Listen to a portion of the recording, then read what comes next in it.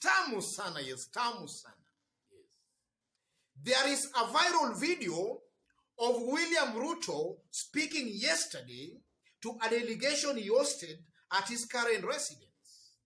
I want you to listen to this video, for it's going to form the basis of our analysis and discussion in this video right now. And in case you've just bumped on this YouTube channel for the very first time, kindly subscribe and also give this video a like. Give it a like, please. Listen to this video. And I want to tell our competitors, in UDA, number one, we have a track record. We have demonstrated that we built the railway, we built the roads, we connected electricity, we did TTI. We have a track record. Yes, that's the video. William Ruto from the video is just confirming that as order, they have built roads, they have connected electricity. That's what William Ruto is saying in that video. So today, I don't want to take it as a tongue slap. I want to take it that William Ruto meant what he was saying. Because if it was a tongue slap, William Ruto could have come out by now to rectify that. So from that video, ladies and gentlemen, there are some very, very interesting things that we can learn from that speech or from that video.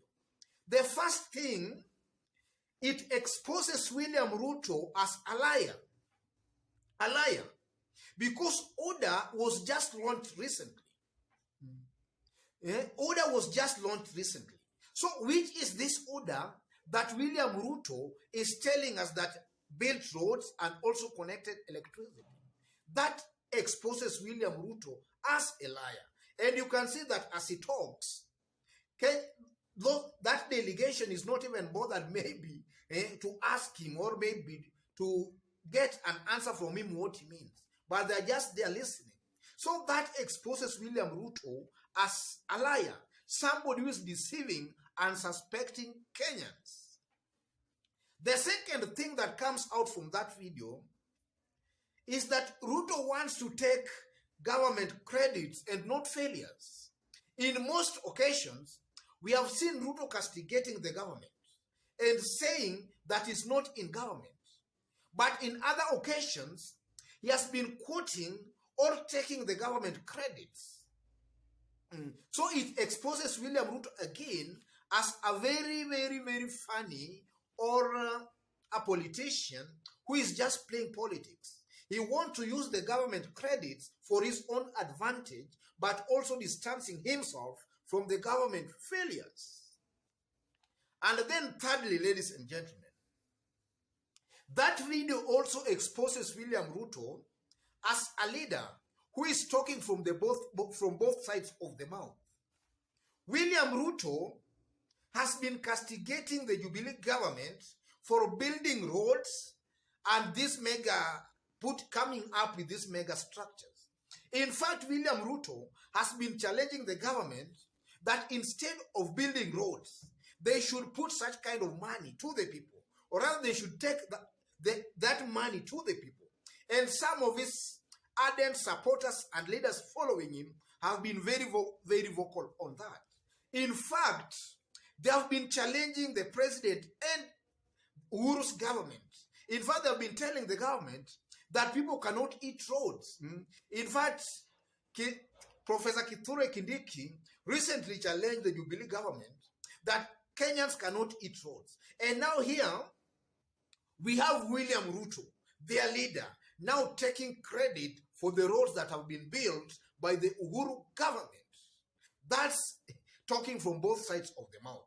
One side, they are telling hustlers that they don't need roads, while on the other side is telling the people again that they have a track record of building roads. That's hypocrisy.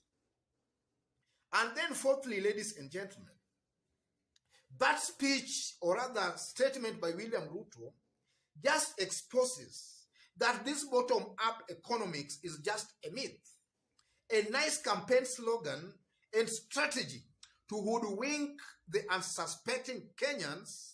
The truth is, if Ruto is elected president, nothing will change much from what they are currently doing in the Jubilee government. William Ruto is just trying to admit that they should be judged by their track records of building roads, connecting electricity. And then on the other side, he's trying to tell Kenyans that if he's elected the president, then he will take money to them. At what point will he take money to them, and at what point will he build roads? That's the question that maybe Kenyans might want to ask. So in a nutshell, it just exposes that assuming William Ruto is elected, nothing will change much. He'll just continue with the Jubilee agenda that there's currently furthering in the government, because he's still part and parcel of that government. If he's elected the president, then the bottom-up kind of economics is just but a myth. This is just a very nice campaign strategy, or rather tool, to hoodwink the masses. Kenyans have not forgotten about the stadiums.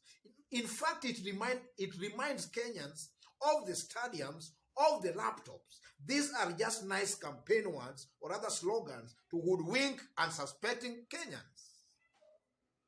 And then fifthly, ladies and gentlemen, that speech is an admission by William Ruto that surely he is in government and should be judged by their performance in the Jubilee government.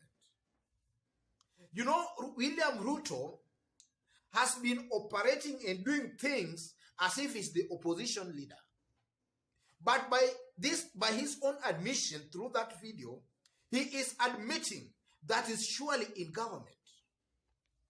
A government that has really hurt Kenyans economically. William Ruto is admitting that he's in that government.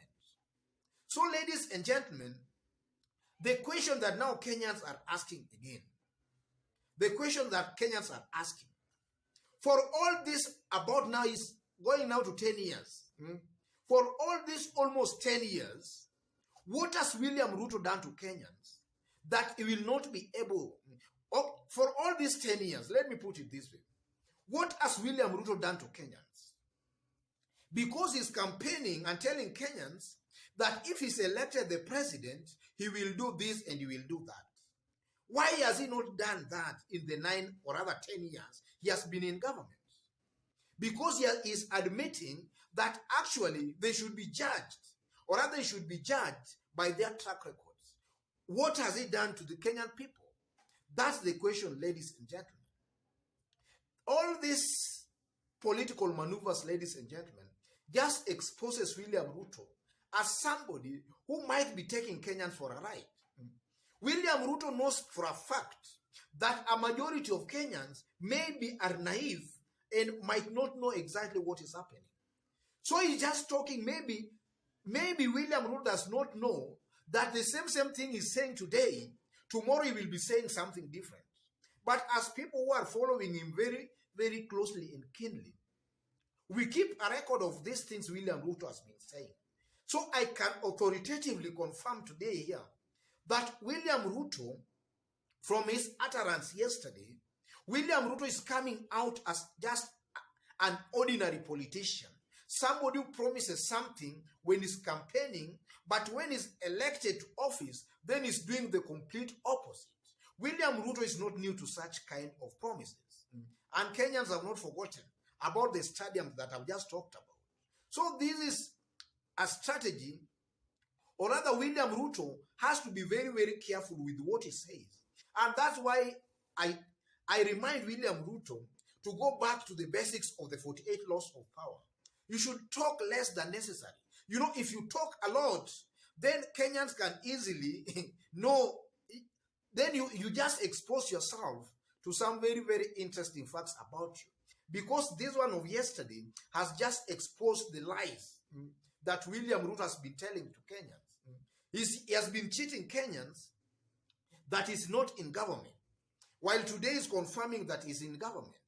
And then also he has been cheating Kenyans that the Uhuru government has been making blunders in pumping a lot of money on infrastructure, on mega structures. He's confirming that actually he admires those mega structures.